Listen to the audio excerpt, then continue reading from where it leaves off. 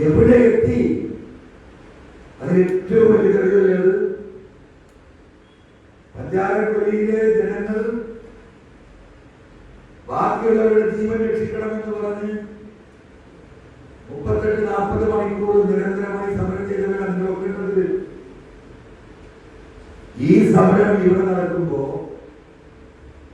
ഇവിടെ ഒന്ന് വന്ന് ജനങ്ങളോട് ഒരു ആശ്വാസവാക്കെങ്കിലും പറയാൻ ബാധ്യസ്ഥപ്പെട്ട മന്ത്രി കോഴിക്കോട് ബീച്ചിലെ ഫാഷൻ ഷോയുടെ എത്തിക്കുട്ടിയുടെ കെട്ടിയുടെ കല്യാണത്തിന് പാട്ട് പാടിയാണെങ്കിൽ നമുക്കങ്ങനെ മനസ്സിലാക്കാം.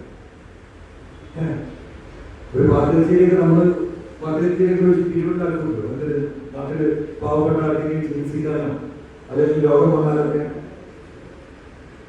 അങ്ങനെ ഒരു സദസ് പോയിട്ടാണ് പാട്ട് പാടുന്നത്. നമുക്ക് അങ്ങനെ മനസ്സിലാക്കാം. ഇതൊരു വിദേശ കമ്പനി നടത്തുന്ന പെണ്ണുങ്ങൾ അഴിഞ്ഞാടുന്ന ഒരു ഫാഷൻ ഷോ പരേഡ് പോയിട്ട് പാട്ടാണ്. ഒരു പ്രശ്നമില്ല, ജനങ്ങൾക്ക് പ്രശ്നമില്ല.